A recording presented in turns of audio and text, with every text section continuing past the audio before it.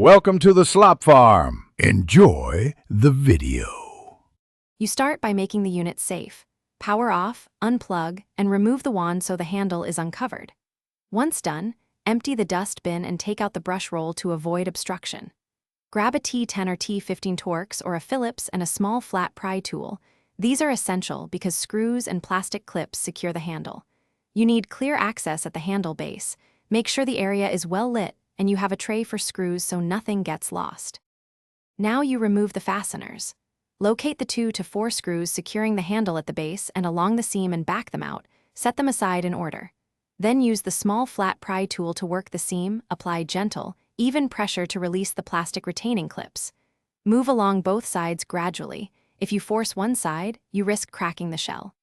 Keep fingers behind the clips so when a clip releases, the halves separate cleanly without springing apart. With clips released, tilt the handle away and expose the internal joint. You will likely see a small wiring harness. Press the tab and slide the connector free so you don't stress the wires.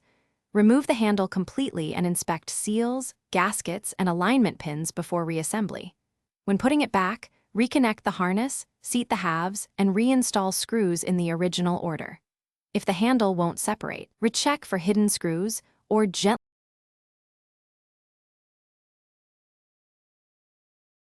Thanks for watching. Consider subscribing if we helped you today.